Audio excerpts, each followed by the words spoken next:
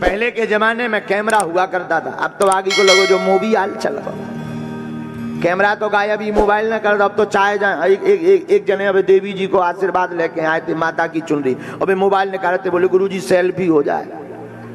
आजकल प्राण तो खाए सेल्फी। हाँ, जितने भी उपद्रव हो रहे सेल्फी के लाने हो रहे। हाँ, प्राण खाए सेल्फी, मोबाइल ले ऐसो मोटेड़ो करे, मोटेड़ो करे, समझ जाओ सेल्फी आए। यहाँ पर तो बहुत पुराने पुराने लोग बैठे हैं। हमारे आपके जमाने में कैमरा चलता था। हम आप मतलब हम ज्यादा बूढ़े नहीं भैया,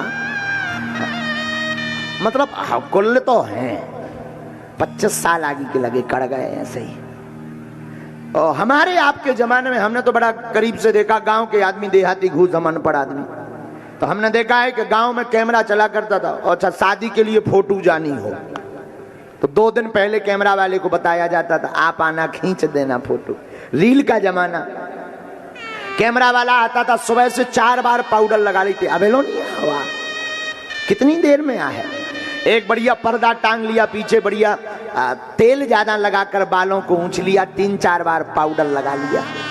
जैसे ही वो आया, आइए आइए, उस जमाने में कैमरा वाले के भी भाव बड़े होते, वो भी आगे को लोगों 1 घंटा बाद आओ। हाँ, और जैसे ही कैमरा वाला अच्छे आ गए, जरा फोटो खींचो। वो कितना गवार हो, कितना अनपढ़ हो, अंगूठा छाप हो, लेकिन कैमरे वाले को एक चीज सीखनी पड़ती थी। गांव से गांव में वो कैमरा लेता था, जैसे ही खड़े होते थे वो कहता था प्लीज स्माइल, आप मुस्कुराइए। और जैसे ही उसने इतना कहा प्लीज स्माइल, सो अपन और तुरंत दांत ने कहा आहा, सोई कैमरा वाला फोटो खींच देता था। अब उस जमाने में तो तुरंत दिखती नहीं थी, 10-15 दिन बाद जब रील धुलने जाती थी, 4 बार जब तक कैमरा वाले के पास होना आओ तब लो लगता ही ना थी फोटो खिंच गई। 4 बार काय भैया आ गई, कल आएगी, कल अभी नहीं, कल आना, इकट्ठी हो जाए। जब आप लेने जाते थे वो फोटो देखते थे, आहा हा, बताओ हमारी फोटो क्या मुस्कुराहट है, हमारी क्या रूप है, आहा।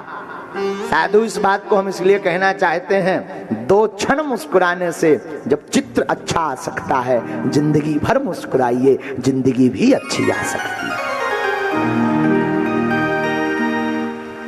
आप मुस्कुराते नहीं। अच्छा, मुस्कुराने में लेकिन बहु मत मुस्काना एक और है, मुस्कुराना अलग है, बहु मुस्काना अलग। हाँ, ये बहुत गंभीर वाली बात है। रामायण में जब सूर्पनखा आई राम जी के पास तो बहु मुस्काई, चौपाई में आया है, जब सूर्पनखा आई तो बहु मुस्काई, बहु मतलब ज्यादा मुस्कुराई। सो फिर कहा रणवाल की नाक कान कट गई। बोलो सीताराम, ज्यादा मुस्कुराओगे तो नाक कान कट जाएगी। मीठा मीठा जिंदगी का आनंद लेने के लिए मुस्कुराओगे तो जिंदगी बढ़िया कट जाएगी। बोलो सीताराम। अब आपके ऊपर है, नाक कान कटाना है या बचाना है? बोलो, बचाना है ना, तो एक काम करो, भूत भावन भोलेनाथ की सेवा करो। मेरे पागलों, तुम याद रखना, मृत्यु महोत्सव है। बहुत से लोग कहते हैं मृत्यु बहुत बुरी होती है, लेकिन जो मौत को समझ जाता वो उसमें ही महोत्सव मनाने लगता है। मृत्यु महोत्सव है, वो तो शाश्वत है, जो आया है वो जाएगा। ऐसा कोई नहीं जगत में जो मृत्यु से बच पाया हो। क्या राजा, क्या फकीर। और याद रखना, इस जिंदगी में सबसे ज्यादा परेशान कोई करता है तो वो तुम्हारी कामना है। तुम अगर मंच के पास आ गए तो तुम चाहते हो मैं मंच पर बैठ जाऊं, जो सामने बैठे हैं वो चाहते हैं कि मैं और आगे आ जाऊं, जो पीछे खड़े हैं वो चाहते हैं मैं पंडाल में बैठ जाऊं, और जो पंडाल में बैठा है वो चाहता है मैं सबसे आगे पहुंच जाऊं। दुनिया का खेल है। जो प्राप्त नहीं होता उसकी कीमत भले ही 2 कौड़ी की हो, पर उसे करोड़ों का समझता है, और जो प्राप्त हो जाता है उसकी कीमत भले ही करोड़ों की हो, उसे 2 कौड़ी का इंसान समझता है। ये जिंदगी का खेल है। जिन्हें बागेश्वर वाले मिल गए उन्हें लगता है ये तो एम है, चाहे जहां चल दो फूल माला लो, चाहे जब फोटो खिंचवा लो। जो नजदीक नहीं आ पाए उनके दिल से पूछो कि क्या क्या मशक्कतें, कितने धक्के खाने पड़ रहे हैं, कहीं पुलिस की, कहीं लोगों की, कहीं सेवादारों की। ये जिंदगी है यारो, जिसे जो प्राप्त है उसकी कीमत नहीं समझता। ये बात हम अपने ऊपर नहीं कह रहे, हम आपके लिए कह रहे हैं। याद रखना, जो प्राप्त है वही पर्याप्त है, वरना तुम जब तक जियोगे तब तक तुम दुख भोगते रहोगे। मत परेशान हो, मुझे ये मिल जाए वो मिल जाए। कभी मिलने का मौका मिले, मांगने का मौका मिले तो तुम उसको ही मांग लेना जो दुनिया को देता है। कह देना बस तुम हमारे हो जाओ। जब देने वाला दाता तुम्हारा हो जाएगा तो तुम मनमाना राज करोगे, बहुत प्यारी जिंदगी जियोगे। एक गांव में एक फकीर रहता था, चला जा रहा था रास्ते से। फकीरों का काम तो अद्भुत होता है। बीच रास्ते में एक दिन मौज आया फकीर को, बीच रास्ते में लेट गया। फकीरों का तकिया और बिस्तर हमेशा साथ रहता है, हाथ की तकिया जमीन का बिस्तर बना करके लेट गया। उस समय का कोई राजा, सम्राट, बहुत बड़ा राजा, सवारी लेकर के निकला। रास्ते में आया तो उसके मंत्रियों ने कहा, ए बाबा उठ उठ उठ। क्यों? तुझे पता नहीं सम्राट आ रहे हैं, रास्ता दे।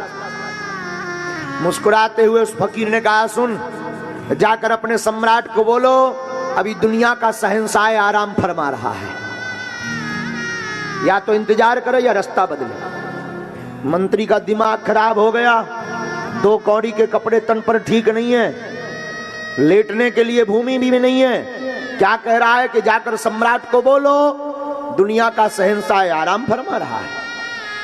लगता है ये पागल है। और याद रखना मेरे पागलों, दुनिया में जो पागल दिखाई पड़ता है वो हकीकत में पागल होता नहीं है। पागल का अर्थ होता है जो प्रभु को पाकर के उनमें गल जाए, उसी का नाम पागल है।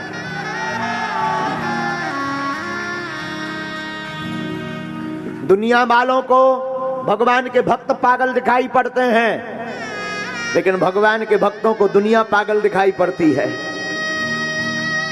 जो इस गली में आ जाता है मेरे कन्हैया की, उसे लगता है ये दुनिया पागल है, इतना प्यारा रस छोड़ करके ये सब कहीं सुरा, कहीं मदरा, कहीं पार्टी, कहीं ये कहीं वो, इस चक्कर में पड़ी है। जिस आनंद के लिए वो पार्टियों में जा रहा, वो आनंद तो कथा में ऐसे ही बरस रहा है।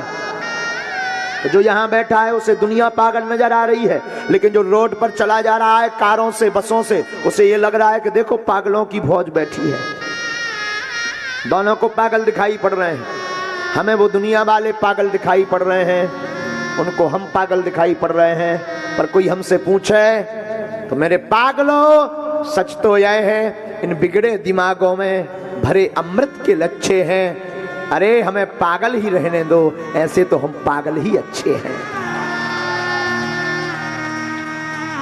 राजा का मंत्री उसको शहंशाह यानी वो फकीर कहता है, जाओ अपने राजा को बोलो कि अभी हम आराम फरमा रहे हैं। बड़े आनंद में है। राजा ने अपनी सवारी को रोकते हुए देखा तो आवाज दी, क्या हुआ? जवाब आया कि कोई पागल लेटा हुआ है। ऐसे लोगों को तो पागल ही दिखाई पड़ते हैं पक्कड़। कोई पागल लेटा है, अपने आप को शहंशाह बता रहा है। ओ जरा मैं भी देखूं, दर्शन करूं कौन शहंशाह बन गया। राजा अपनी पालकी से उतरा, फकीर के पास आया, भाई तुम कौन हो? उस साधु ने कहा, तुम बताओ तुम कौन हो? बोले मैं सम्राट हूं। हो कहां जा रहे हो? पहले तुम अपना परिचय दो। साधु ने कहा, मैं शहंशाह हूं। राजा ने कहा, दिखाई तो नहीं पड़ रहे। बोले क्यों? सम्राट के या शहंशाह के कोई अलग से पूंछ निकलती है क्या? नहीं। तुम जा कहां रहे? साधु ने पूछा। सम्राट ने कहा, सामने वाले देश के ऊपर युद्ध करने के लिए जा रहे हैं। क्यों? विजय प्राप्त करना चाहता हूं। साधु ने पूछा फिर क्या करोगे? बोले अगर मैं इस देश को जीत लूंगा तो फिर मैं विश्व विजयी बन जाऊंगा। ओ फिर क्या करोगे? अगर मैं विश्व विजयी बन जाऊंगा तो फिर मेरा पूरे विश्व पर डंका चलेगा, राज होगा। फिर क्या करोगे? फिर मैं पूरी दुनिया पर राज करूंगा। साधु ने फिर पूछा फिर क्या करोगे? बोले फिर कुछ नहीं, आराम के साथ सोऊंगा। साधु ने पकड़ा, एक जोर का चांटा लगाया, दुनिया को जीतने के बाद तू आराम से सोएगा, मैं बिना जीते दुनिया के आराम से सो रहा हूं, पता तू शहंशाह या मैं शहंशाह। कौन इतने प्रयोजन करे? लड़ाई लड़े, युद्ध लड़े, तय थोड़ी कि तू जीतेगा। कौन इतने प्रयोजनों में पड़े? मैं तुझसे अच्छा हूं, चाहे गई चिंता गई, मनुआ बेपरवाह, जिसके अंदर चाह नहीं वही शहंशाह। साधुओं, जिसके अंदर कोई चाह नहीं होती है वही राजा होता है। कोई अपेक्षा मत रखो, सोचो ही मत। सीताराम सीताराम सीताराम कहिए, जाहि विधि राखे राम, ताहि विधि रहिए।